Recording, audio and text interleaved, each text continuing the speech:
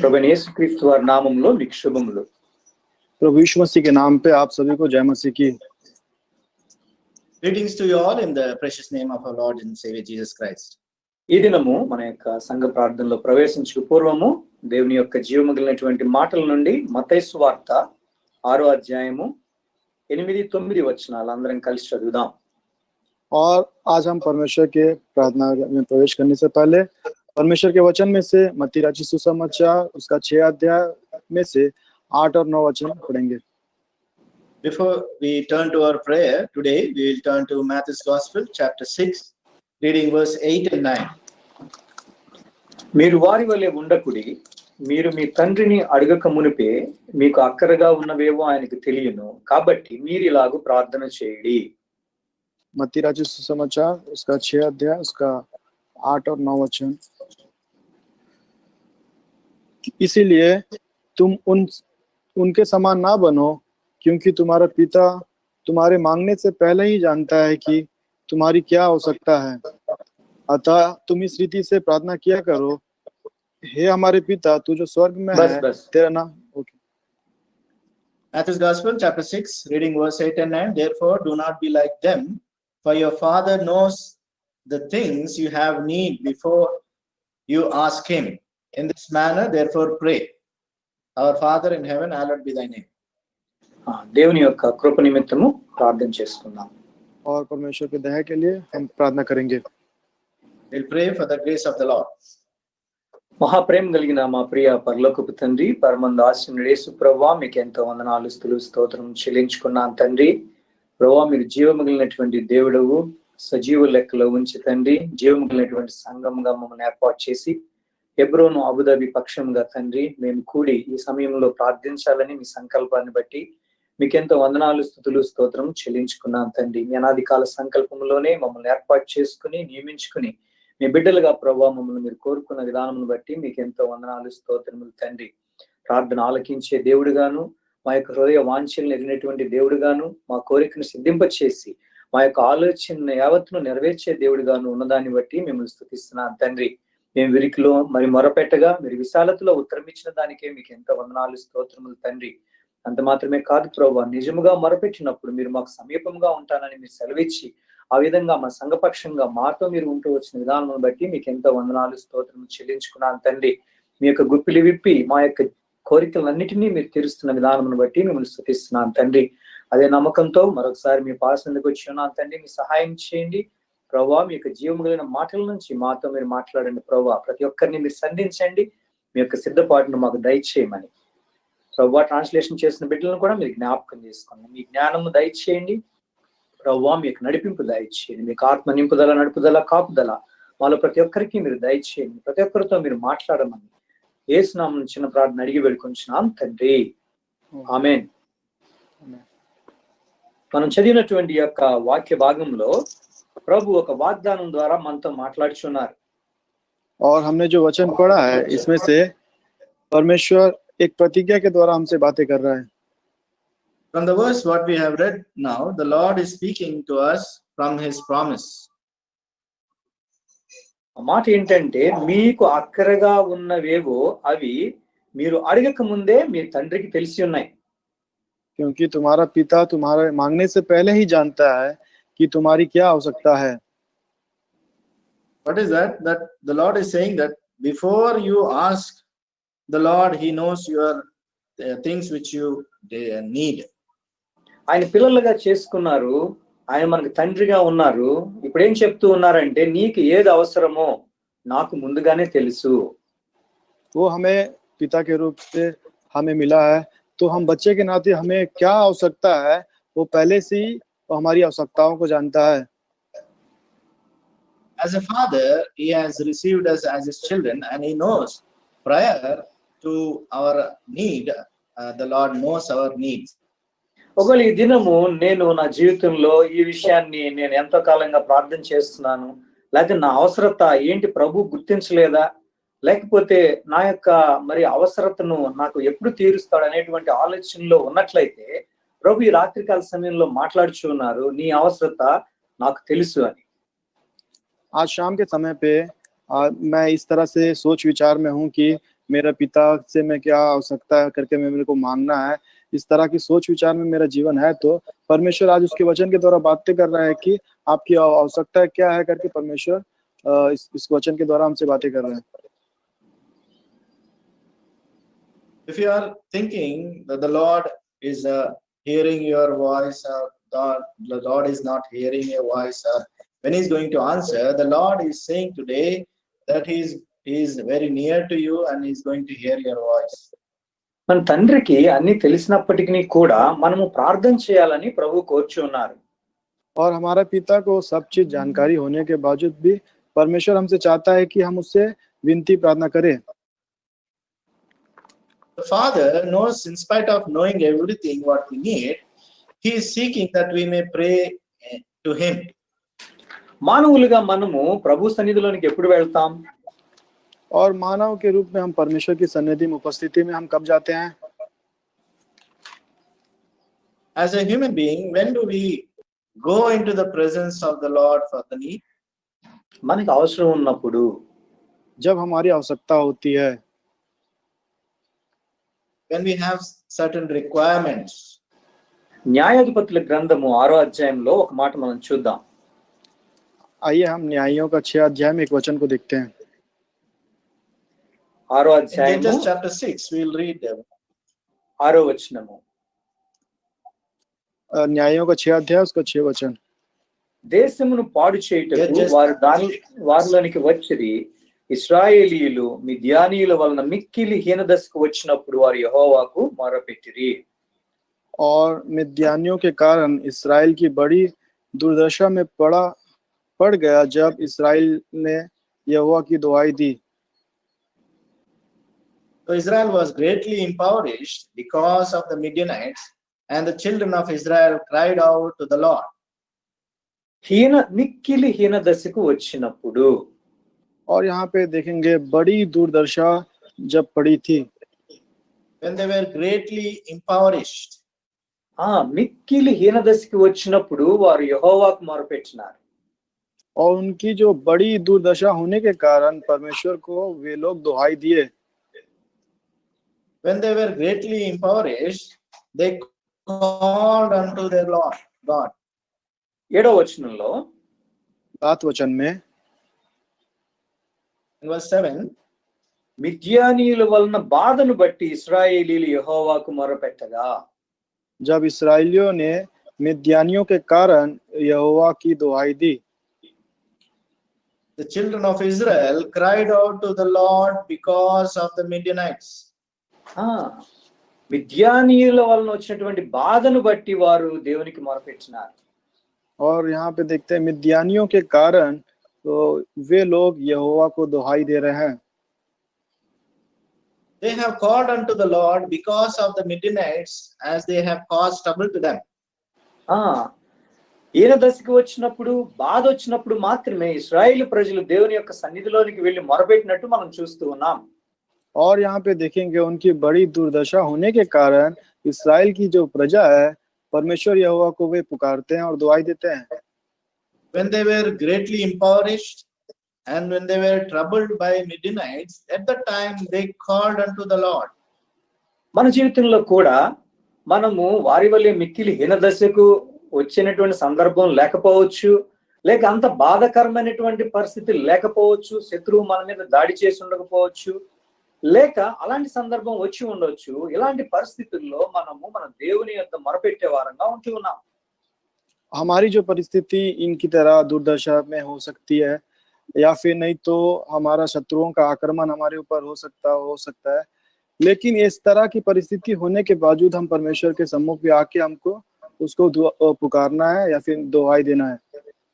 In our lives, maybe we were not greatly impoverished or may not be troubled by the enemy, but we have come to the Lord with a crying to the Lord, calling unto the Lord. ఆ యొక్క బాధాకరమైనటువంటి పరిస్థితి లేనటువంటి వారు ఎవరు కూడా ఈ భూమి మీద లేరు. इस संसार में इस तरह का दुखी कष्ट का जो परिस्थिति किसी के भी जीवन में ना होगा, ऐसा कोई नहीं होगा। There is none in this world who can say there is no trouble in their life. విశ్వాసులంగా మనము ఈ యొక్క లోకంలో జీవిస్తూ ఉన్నాం. ఎందుకంటే ఈ లోకము దుష్టుని యందున్నది, దుష్టుడు దీనికి అధికారిగా ఉన్నాడు కాబట్టి మనకి శత్రువులు చాలా ఎక్కువ ఉన్నారు. और हम विश्वासी होने के नाते इस संसार में हम व्यतीत करते हैं। इस संसार में दुष्टता बहुत ज्यादा है, उनके बीच में हमारा जीवन व्यतीत करते हैं। So as the world belongs to the wicked one, and there are people who belong to this world are there, so we live among them. Invisibly, the thousands of lakhs of the agents of the devil are surrounded in our atmosphere. और हमारे चारों ओर पे जब देखेंगे 1000 से ज्यादा शत्रुएं हमारे चारों ओर पे रहते हैं। అదృశ్యముగా వేల కొలది సాతాను యొక్క సంబంధులు మన మధ్యలో ఉన్నారు. I have told in English. Okay. అయితే కాబట్టి మనం మన జీవితంలో ఈ విషయాన్ని గమనించాలా. చిన్నదో పెద్దదో బాధ ఉంటుంది. కొన్ని సార్లు సాతానుడు మనల్ని హీనదశకి నెట్టివేసేవాడుగా ఉంటాడు. और हमको ये चीजों को ध्यान देना चाहिए कि हमारे जीवन में छोटा बड़ा दुखित परिस्थिति हो सकता है कि शैतान हमको उस चीजों से नीचे करने की कोशिश करता है। So in our lives, may it be small or big, the Satan somehow he tries to push us over to bring us down. మనం హీనదశలో ఉంటే సాతానుడు సంతోషిస్తాడు. और हमारी जो दशा है दुर्दशा होने के कारण शैतान क्या करता है, आनंदित होता है। So when we are greatly impoverished, Satan is joyful. కాబట్టి అలాంటి పరిస్థితుల్లో మనం దేవుని సన్నిధికి వెళ్ళి ఆయన వైపు చూచి మొరపెట్టవలసిన వారంగా ఉంచి ఉన్నాం. इसलिए इस तरह की परिस्थिति जब हमारी होती है, तब हमको परमेश्वर यहोवा के सामने सम्मुख पे जाकर परमेश्वर को हमको क्या करना है, दुहाई देना है। So at that time, we have to come to our Lord and we have to cry aloud to our God. మరి ఇలాంటి పరిస్థితి ఎందుకు వస్తుంది మనిషికి? और मनुष्यों को इस तरह की परिस्थिति क्यों आता है? Why are humans coming into such times in their life? మరి ఎవరైతే యేసు ప్రభువును అంగీకరించలేదో వారు పాపమును బట్టి ఆ విధంగా మరి ఆ యొక్క విషయాలకు గురి అవుతూ ఉంటారు. అయితే విశ్వాసులంగా ఉన్నటువంటి మనకు కూడా ఇలాంటి పరిస్థితులు రావడానికి గల కారణం ఏంటి? और जो लोग परमेश्वर में उद्धार नहीं पाया, उनके जीवन में इस तरह की परिस्थिति होता है, वो तो उनके बिना उद्धार पाए के कारण उनके जीवन में आता है। लेकिन हम जो उद्धार पाए लोग हैं, हमारे जीवन में इस तरह की परिस्थिति क्यों आता है? There are unbelievers in this world because of their sinful behavior, their life as they live the life, they face such problems. But as a believers, why are we facing such hurdles in our lives, troubles in our lives? చూడండి, న్యాయాధిపతుల గ్రంథం 6వ అధ్యాయం అదే అధ్యాయం మొదటి వచనంలో మనం ఈ విషయాన్ని గమనించవచ్చు. न्यायों का 6 अध्याय का पहला वचन में इसी बात को हम देख सकते हैं। Judges chapter 6 and verse 1 we see there. ఇశ్రాయేలీయులు యెహోవా దృష్టికి దోషులైనందున యెహోవా 7 ఏండ్లు వారిని మిద్యానీయులకు అప్పగించెను. इस्राएलियों ने यहोवा की दृष्टि में बुरा किया, इसलिए यहोवा ने उन्हें मिद्यानियों के वंश में 7 वर्ष तक रखा। And the children of Israel did evil in the sight of the Lord, so the Lord delivered them into the hand of Midianites for 7 years. దేవుని ప్రజలు, దేవుని బిడ్డలు, దేవుని స్వాస్యమైనటువంటి వారు దోషము, వారి యొక్క యెహోవా దృష్టికి దోషులైనందువల్ల వారు ఈ విధమైనటువంటి హీన దశలోనికి, బాధలోనికి నెట్టబడినటువంటి వారుగా చూస్తూ ఉన్నాం. और हम यहाँ पे देखेंगे जो इस्राएल की जो प्रजा है, परमेश्वर के लोग है, परमेश्वर के जन है, लेकिन उनकी जो उनकी जो स्थिति है, देखो कितनी बुरी स्थिति होने के कारण उनके हाथ में सौंपा गया। No, as the children of Israel, they were the children of God. In spite of that, they were doing evil in the sight of the Lord, and because of that, the Lord has given them over to Midianites for 7 years, and they were troubled. దేవుని యొక్క వాక్యానుసారంగా మనం చూసినట్లయితే, और हम परमेश्वर के वचन के आधारित पर जब हम देखते हैं, we see it according to the word of God. యెషయా గ్రంథం 59వ అధ్యాయము మొదటి వచనంలోను మనం రెండవ వచనంలో మనం గమనిస్తే, और यशायाह का 59 के पहला और 2 वचन को जब देखते हैं, Isaiah 59 verse 1 and 2, మీ దోషములు మీకును మీ దేవునికి అడ్డముగా వచ్చెను, మీ పాపములు ఆయన ముఖమును మీకు మరుగుపరచెను గనుక ఆయన ఆలకింపకున్నాడు. यहोवा का हाथ ऐसा छोटा नहीं होगा क्योंकि उद्धार परंतु तुम्हारे अधर्म के कामों ने तुमको बुरे परमेश्वर के अलग कर दिया और तुम्हारे पापों के कारण उनका मुंह तुमसे छुपा रहा. Behold, the Lord's hand is not shortened that it cannot save, nor is ear heavy that it cannot hear, but your iniquities have separated you from God, and your sins have hidden his face from you. ఆ వాక్యానుసారంగా చూస్తే దేవుని యొక్క మరి ఆ కోపం మన మీద ఉన్నట్లయితే మన దోషాలను బట్టి ఆయన మనల్ని మన ముఖం చూడకున్నటువంటి పరిస్థితి, లేక ఇశ్రాయేలు ముఖం చూడకున్నటువంటి పరిస్థితి.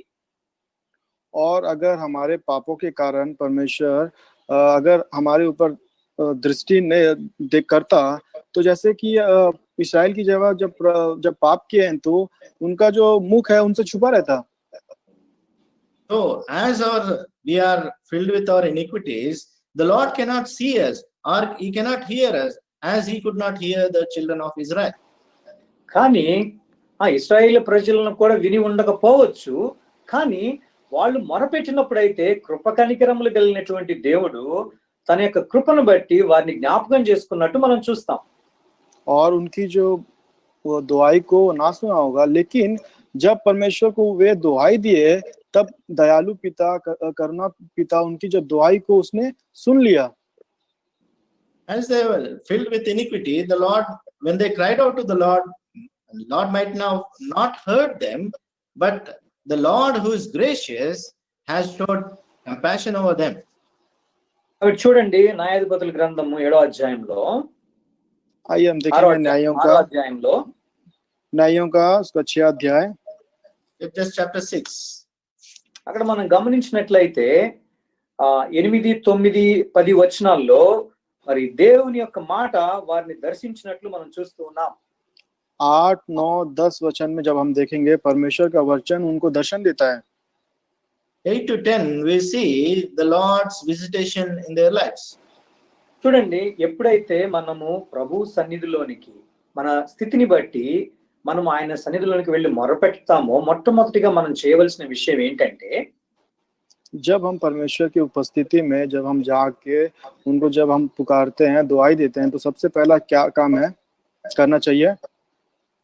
Because of our situation, when we go to the Lord, the first thing what we have to do is, ఇక్కడ దేవుడు వారికి జ్ఞాపకం చేస్తూ ఉన్నాడు, ఇశ్రాయేలీయులను ఐగుప్తులో నుంచి దాసుల గృహంలో నుంచి ఏ విధంగా విడిపించినాడో, ఐగుప్తీయుల చేతిలో ఉన్నటువంటి ఆ యొక్క బాధ నుంచి ఏ విధంగా విడిపించినాడో ప్రభు జ్ఞాపకం చేస్తున్నాడు.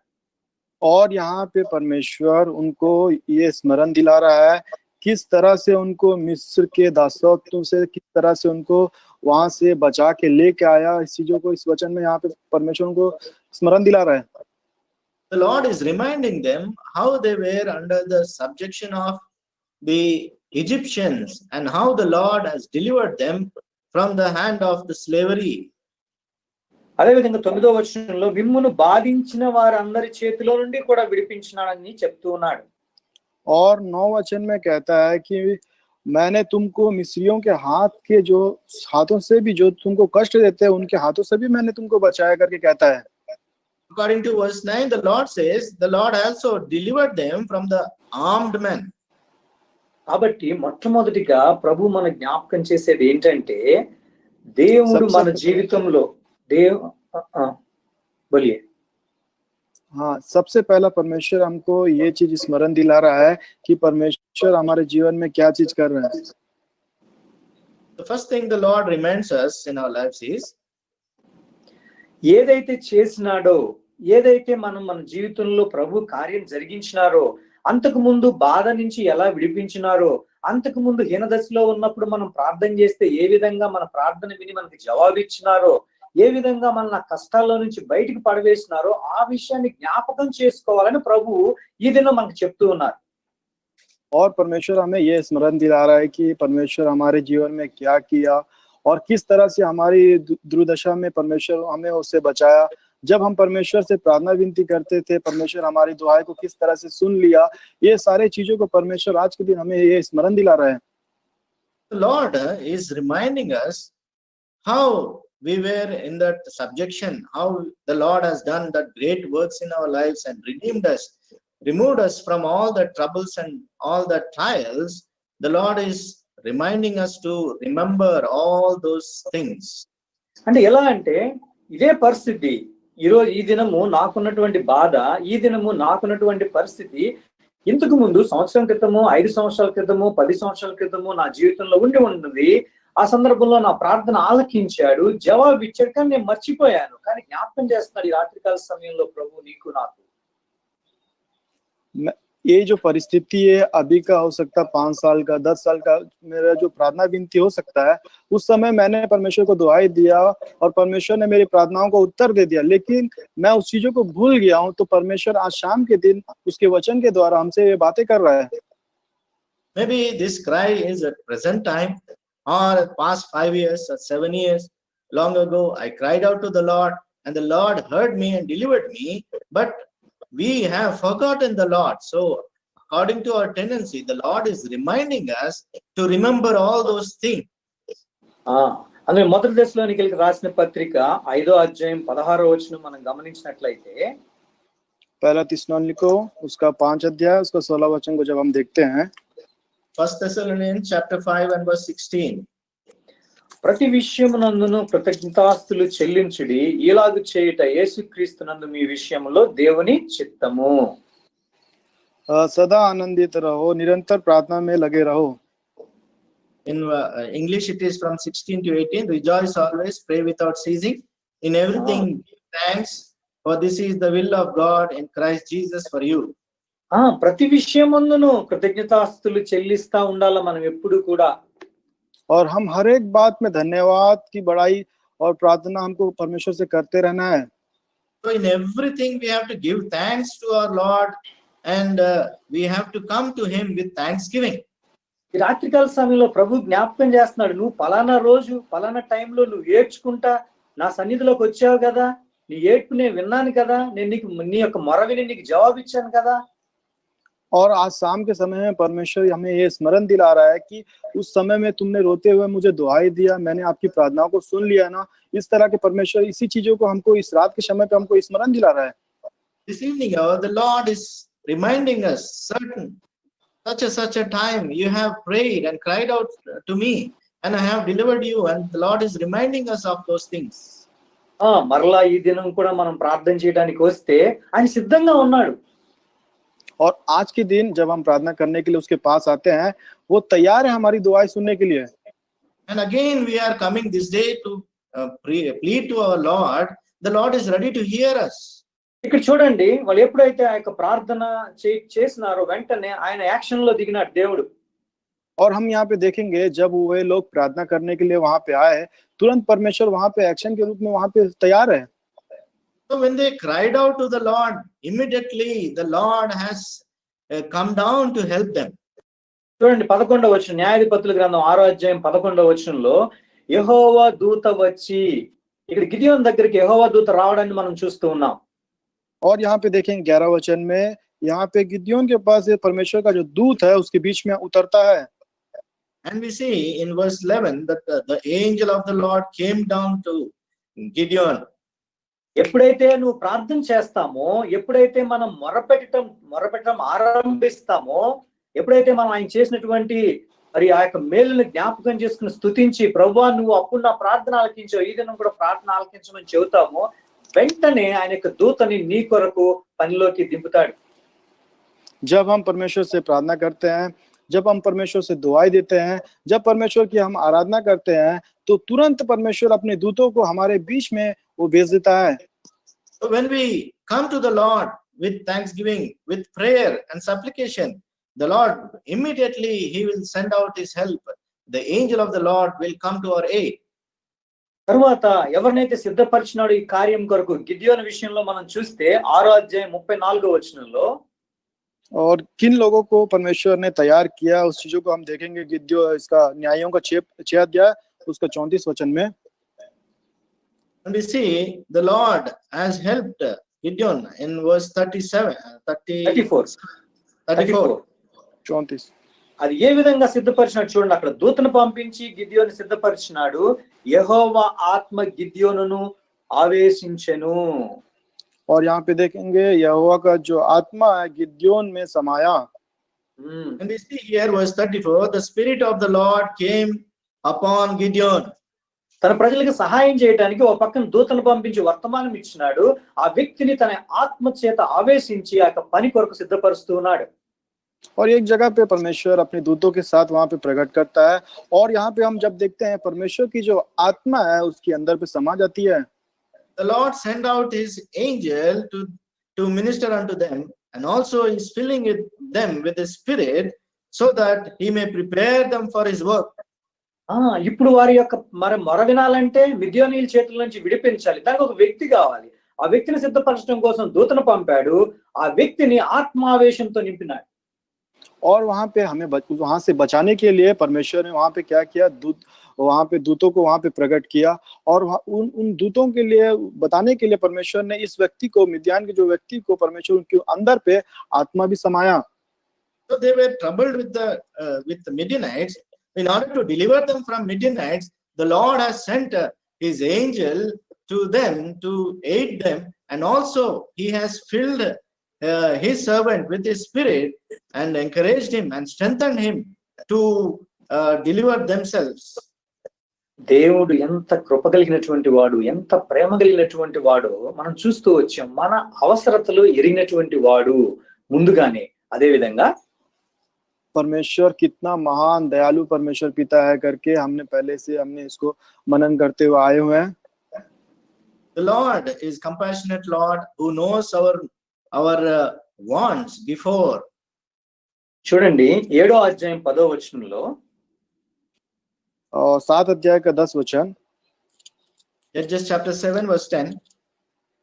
పోవుటకు నీకు భయమైన ఎడల నీ పనివాడైన పూరాతో కూడా దండుకు దిగిపొమ్ము.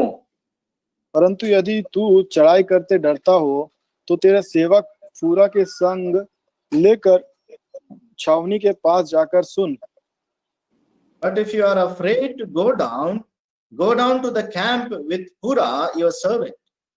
చూడండి, ఆయన సిద్ధపరిచాడు, ఆత్మావేశంతో నింపాడు. కానీ ఆయన హృదయంలో ఎక్కడో ఉన్నటువంటి భయాన్ని గుర్తెరిగినటువంటి దేవుడు, ఆయన భయపెడుతున్నావా గిద్యోను, నువ్వు భయపడబాక, నీకు గనక భయం ఉంటే నీ పనివాడిని కూడా నీతో పాటు తీసుకువెళ్ళని చెప్తున్నాడు. देखिए परमेश्वर उनको तैयारी करता है, उनको सिद्ध करता है, लेकिन भी कहीं ना कहीं थोड़ा सा डरता है करके, डर उनके जीवन में आएगा करके क्या कहता है कि आपका जो सेवक है तेरे संग लेके चल करके परमेश्वर उसको कहता है। The Lord sent his angel and strengthened him, and also he has poured out his spirit in him, the strength, the encouragement of the spirit. And also when he was afraid, still he might be afraid to go down to that camp, the Lord is saying, are you afraid? Then take your servant with you, Pura with you. ఎంత జరిగినా, ఎన్ని గొప్ప మేలులు చేసినా, మరి ఎన్ని మనం అనుభవిస్తా ఉన్నప్పటికీ కూడా కొన్ని సందర్భాల్లో భయం ఎక్కడో ఉంది లోపల, ఎక్కడో చిన్న భయం కలుగుతా ఉంటే ప్రభు రాత్రికాల సమయంలో మాట్లాడుతూ ఉన్నాడు. నీ హృదయంలో ఉన్నటువంటి ఆ చిన్న భయాన్ని కూడా ప్రభు ఎరుగును, ఆయన నీకు సహాయాన్ని పంపించబోతున్నాడని ఈ దినం వాగ్దానం చేస్తున్నాడు. और परमेश्वर ये शाम के समय में हमें प्रतिज्ञा कर रहा है कि परमेश्वर हमारे जीवन में कई आश्चर्य काम करने के बावजूद भी, कई अद्भुत काम देखने के बावजूद भी हमारे जीवन में छोटा सा डर होने के कारण परमेश्वर उसके वचन से कहता है कि तेरे सहायता के लिए मैं अपना आत्मा को भेजता हूँ करके इस तरह से वचन से हमसे बातें कर रहा है। Despite the Lord has helped us so much and delivered us so much, yet there is a minute fear in our lives. The Lord is speaking to us that he will be delivering us and helping us. తర్వాత మనం చూసినట్లయితే మరి సిద్ధపాటు ద్వారా ఇశ్రాయేలు ప్రజలను మిద్యానీయుల నుంచి విడిపించినట్లు, వారిని రక్షించినట్లు మనం దేవుని యొక్క వాక్య భాగంలో మనం చూస్తాం. और हम परमेश्वर तैयारी करने के बाद मिद्यान की जो प्रजा को वहां से मिस्र से वहां से जिस तरह से बचाया, రక్షిస్తాడు మిద్యానీయుల నుంచి ఇశ్రాయేలు ప్రజల్ని. इस्राएल की जो प्रजा को मिद्यानियों से वहां से बचाता है। The Lord prepared his people and strengthened them and delivered his children, the children of Israel, from the hands of the Midianites, delivered them completely. ఇప్పుడు ఈ యొక్క మెట్టు నుంచి మనం కొద్దిగా ముందుకు వెళ్ళాలి. अब हम इस कदम से आगे कदम में हम बढ़ना है. We'll move further as a step ahead. ఇప్పుడు మనం ప్రజల్లో నుంచి విడిపించబడినటువంటి వారిలో నుంచి వచ్చి ఇప్పుడు గిద్యోను స్థానాన్ని మనం తీసుకుని కొంతసేపు మనం ఆలోచిద్దాం. अब हम प्रजा के अंदर वहां से झुंड से निकल कर और गिद्योन के उस प्रजा में हम थोड़ा वहां पे जाते हैं. So we'll come out of the people and now dwell upon Gideon's life. గిద్యోను ఆత్మ వశుడైనటువంటి వాడుగా ఆత్మావేశం అతని మీద కలిగింది. యెహోవా ఆత్మ అతని మీదకి వచ్చింది. और गिद्योन जो है आत्मा का वंश, आत्मा का जो भाव उसके अंदर पे समाया हुआ था. So we see upon Gideon the Lord's Spirit came and filled him. రోమిల్కి రాసిన పత్రిక 12వ అధ్యాయము रोमियो का 12 अध्याय 11-12 వచనాలు అందరం కలిసి చదువుదాం. रोमियो 12 अध्याय उसका 11-12 वचन हम सब मिलकर पढ़ेंगे. Romans chapter 12 and verse 11 and 12. ఆసక్తి విషయంలో మాంద్యులు కాక ఆత్మయందు తీవ్రత గలవారే ప్రభువుని సేవించుడి, నిరీక్షణ గలవారే సంతోషించుచు, శ్రమయందు ఓర్పు గలవారే ప్రార్థన యందు పట్టుదల కలిగి ఉండుడి. प्रयत्न करने में आलसी ना हो, आत्मिक उद्यम से भरे रहो, परंतु प्रभु की सेवा करते रहो, आशा में आनंदित रहो, क्लेश में स्थिर रहो, प्रार्थना में निरंतर लगे रहो. Verse 11 and 12, not lagging in diligence, fervent in spirit, serving the Lord, rejoicing hope, patient in tribulation, continuing steadfastly in prayer. దేవుడిచ్చినటువంటి ఆ యొక్క పని చేయటానికి, ఆ యొక్క బాధలు కష్టాల్లో నుంచి మనం బయటికి వచ్చి ఇతరులను కూడా బయటికి తీసుకొచ్చేటువంటి పనిలో ఉండడానికి యెహోవా యొక్క ఆత్మ చేత ఆవేశించబడినటువంటి వాడుగా ఉన్నటువంటి గిద్యోను వలె మనం ఇక్కడ ఆత్మయందు తీవ్రత కలిగి ఉండాలని జ్ఞాపకం చేయబడుతున్నాం.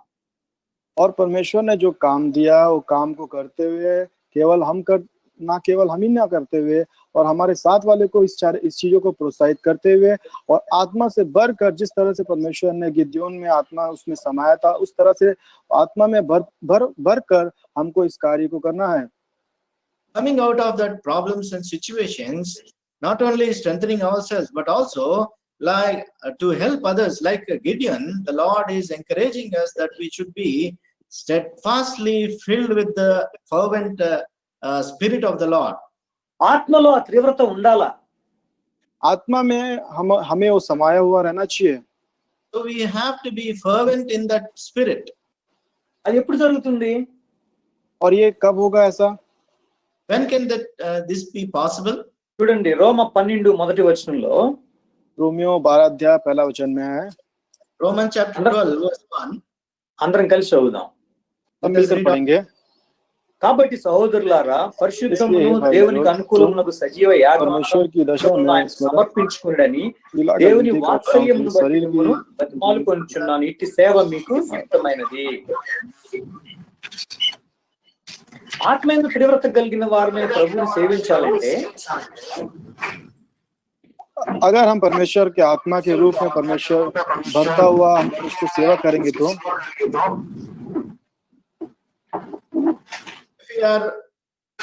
if we are presenting ourselves holy,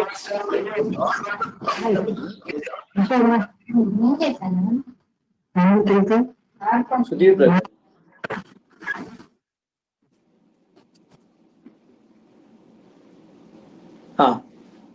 okay, మనము ఆత్మయందు తీవ్రత కలిగిన వారమే ప్రభువుని సేవించాలి అని అంటే 12వ అధ్యాయం మొదటి వచనంలో మనం చూసినట్టు మన యొక్క శరీరాలని సజీవ యాగముగా ప్రభువుకు సమర్పించాలని ప్రభు కోరుతా ఉన్నాడు. और हमको रोमियो को 12 अध्याय के पहला वचन में कहता है शरीर को जीवित रखकर हमको पवित्र परमेश्वर को आत्मिक सेवा के रूप में हमको भावता हुआ बलिदान चढ़ाना है. If we want to be fervent in spirit, we have to have a living sacrifice of our body and we have to present ourselves acceptable to unto him. మన శరీరము ఎప్పుడైతే అది యాగముగా అర్పించబడుతుందో, దేవునికి ఇష్టమైనటువంటి యాగంగా అర్పించబడుతుందో, శరీరం పనిచేయటం మానివేసి ఆత్మ పనిచేయటం ఆరంభించబడుతుంది. అప్పుడు ఆత్మలో తీవ్రత కలిగినటువంటి వారమే ప్రభువుని మనం సేవించగలం. जब हम हमारा शरीर को जीवता बलिदान जब हम चढ़ाएंगे, तब हमारे जीवन में आत्मिक के रूप में बलिदान करके परमेश्वर के रूप में भेंट के रूप में चढ़ाया जाता है. When we become a living sacrifice unto our Lord, holy and acceptable, then our bodies will stop working and the Spirit of the Lord will start working in us, and we will be fervent in our spirit.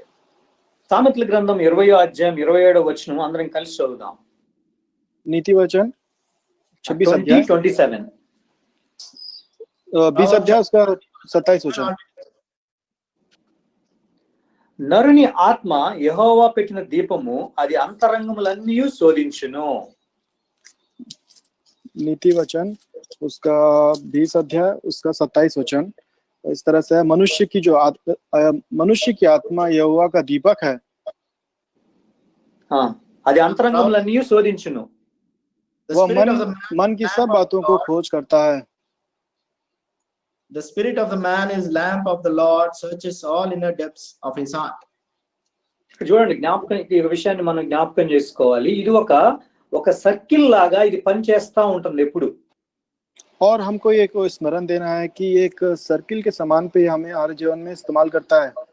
So we have to remember this will work like a circle in our life.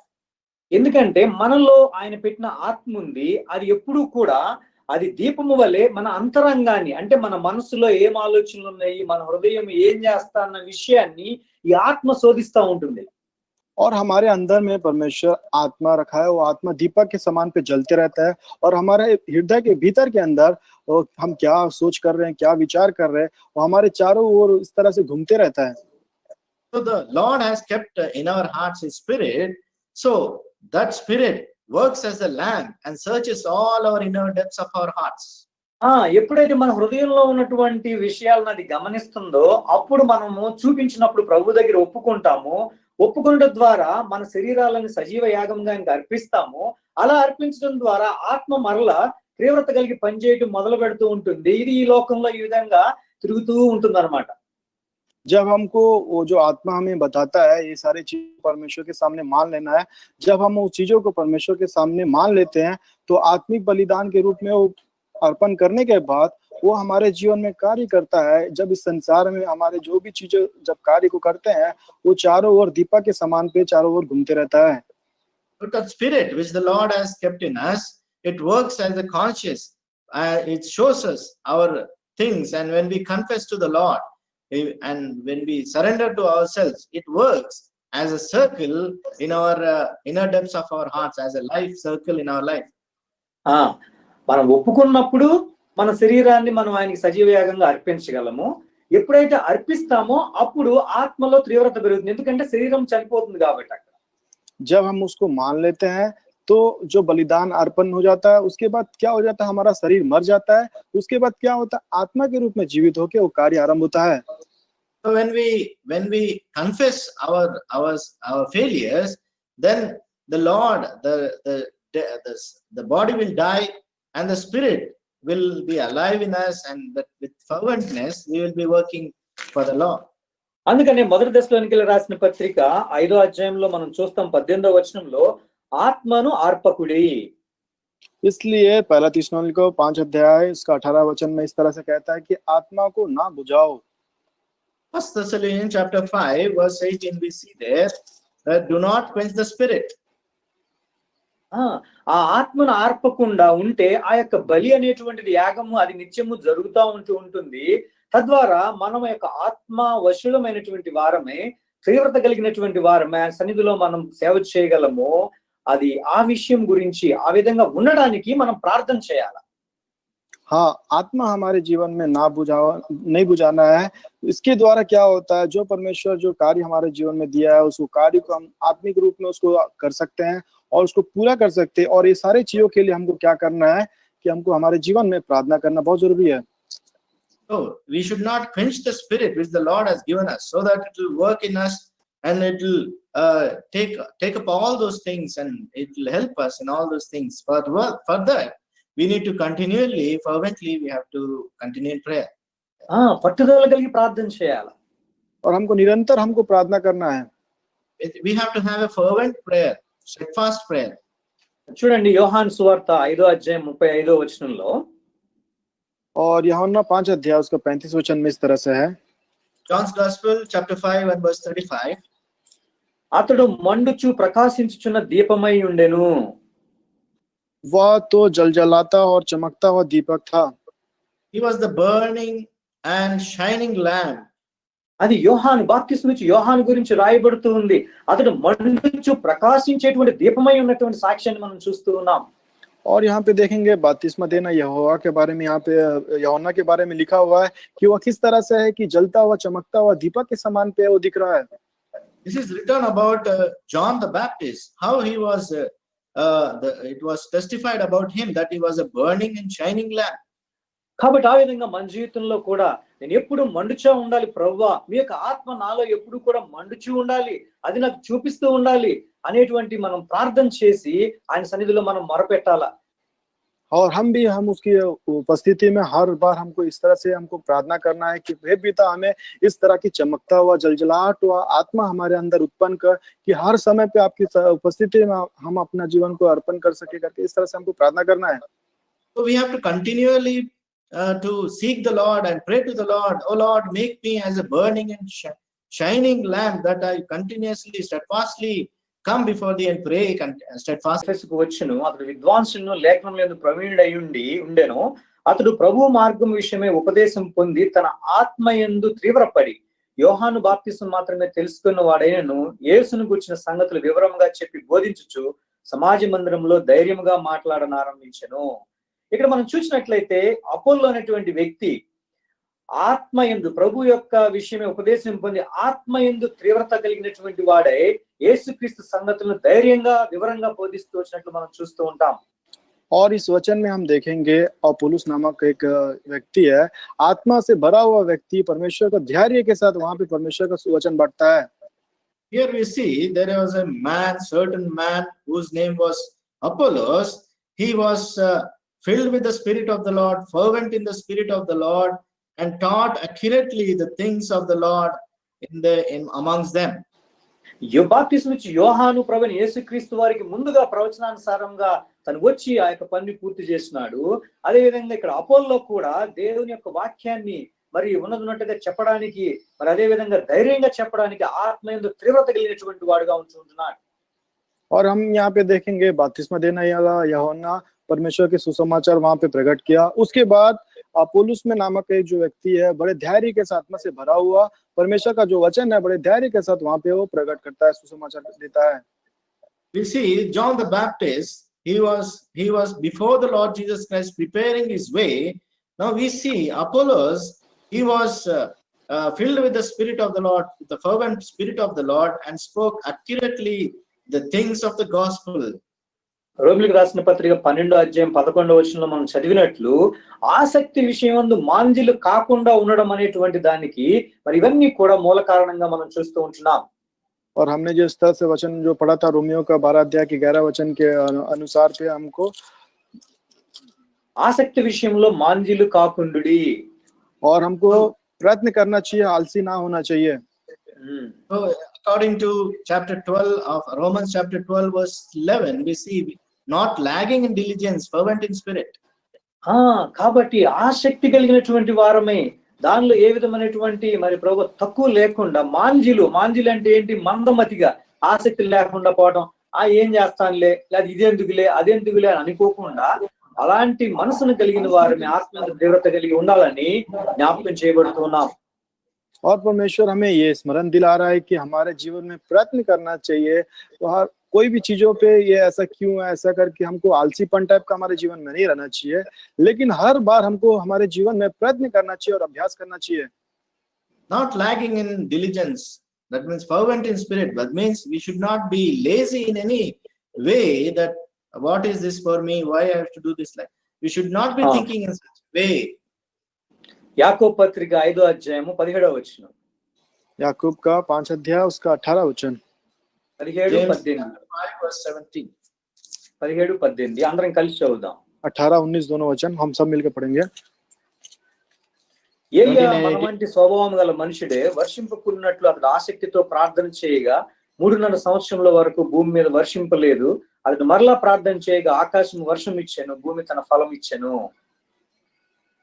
కాబట్టి ఇక్కడ ఏలియా మనలాంటి వాడే, అయితే ఆసక్తితో ప్రార్థన చేశాడు కాబట్టి ఆ యొక్క మరి వర్షాన్ని ఆపగలిగినాడు. తరువాత మరి వర్షాన్ని తన ప్రార్థన ద్వారా తిరిగి ఆరంభించేటువంటి ఒక మరి గొప్ప కార్యాన్ని చేయగలుగుతూ వచ్చినాడు. और हम यहाँ पे देखेंगे एलिया हमारे समान व्यक्ति था, लेकिन यहाँ पे प्रार्थना के द्वारा मैं बरसाया और ఆసక్తితో ప్రార్థన చేశాడు. हाँ, बड़ी आशा के साथ उसने प्रार्थना किया तो आकाश में बारिश हुई और उसके बाद उसको मेघ को भी वहां पे उसने रुकवा भी दिया प्रार्थना के द्वारा। Elijah was a man in nature like us, and he prayed earnestly that it should not rain. For three years it did not rain. 3 years and 6 months it did not rain. కాబట్టి ఈ యొక్క మాటలు ఒకసారి మనం summarise చేద్దాం. और ये सारी बातों को एक बार हम उसको स्मरण करेंगे, सारी बातों को. So in conclusion we will summarize all these things. మన తండ్రికి మనకేది అవసరమో తెలుసు. और हमारे पिता को हमसे क्या हो सकता है वो जानता है. Our Father knows our needs. అయితే మనం ప్రార్థన చేయాలా? और हमें प्रार्थना करना है. But we have to pray. మన యొక్క హీన దశ దుర్దశలో ఉన్నప్పుడు మరి బాధలో ఉన్నప్పుడు ప్రభు సన్నిధికి మనం వెళ్తాము. और हमारी दुर्दशा और दीनहीन जब स्थिति रहती है तब हम परमेश्वर के पास हम जब जाते हैं. Our troubles, in our impoverishment, we will go to our Lord. అయితే మొట్టమొదటిగా ఇంతకు ముందు చేసినటువంటి కార్యాన్ని బట్టి ప్రభువును స్తుతించవలసిన వారంగా ఉంటున్నాం. और पहले हमारे जीवन में जो परमेश्वर ने जो कार्य किया उसके लिए परमेश्वर को हमको बड़ाई करना है. Firstly, we have to thank our God for the thing which he has done firstly in the beginning. తన ప్రజల్ని మనల్ని విడిపించడానికి తన దూతని పంపుతాడు, తన బిడ్డలకు తన ఆత్మతో నింపి మరి నడిపించేవాడుగా ఉంటున్నాడు. और उनकी प्रजा को परमेश्वर हमें क्या करता है, हमें उस बचाता है और हमको बचाने के लिए उनके दूतों को भेजता है और आत्मा की अगुवाई भी करता है.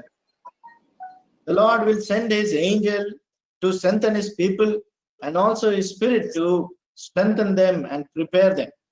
కాబట్టి ఈ యొక్క ఆత్మతో నింపబడడం, ఆత్మలో మనము ఏ విధంగా ఉండాలో మనం చూస్తూ వచ్చాం. और आत्मा में किस तरह से रहना है, किस तरह से हमारे जीवन में समाना है, इसके बारे में हमने देखा है. And we have seen how we have to be in our spirits. ఆత్మ యందు తీవ్రత కలిగిన వారమై ఉండాలా. और आत्मा में हमें समाया हुआ रहना चाहिए. We have to be fervent in our spirit. మరి యోహాను వలె మనం ఎల్లప్పుడూ మండేటువంటి వారంగా, మన ఆత్మను ఆర్పకుండా ఎల్లప్పుడూ మండించే వారంగా ఉంచాలని మనం ప్రార్థన చేయాలా.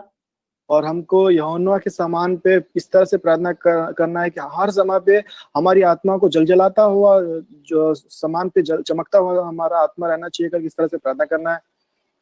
We have to continually pray that the Lord may keep us like John the Baptist, burning and shining for him. Apollo వలె మనం ఆత్మను తీవ్రత కలిగిన వారమే ధైర్యంగా మనం ఆయన యొక్క మాటను బోధించే వారంగా ఉండాలని మనం ప్రార్థన చేయాలా. और अपोलो के समान पे बड़े धैर्य के साथ परमेश्वर का वचन को युवाओं के साथ हमको परमेश्वर का वचन को बांटना है.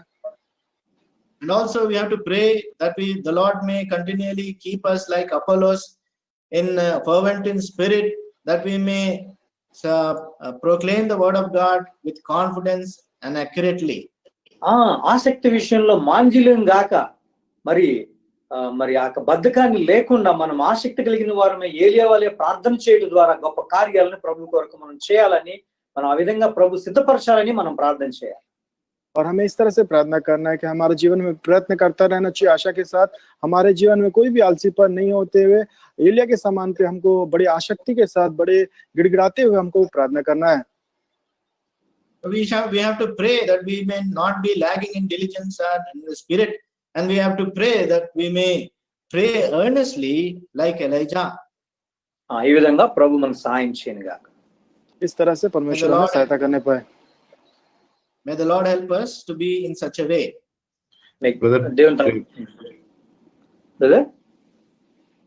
Conclude.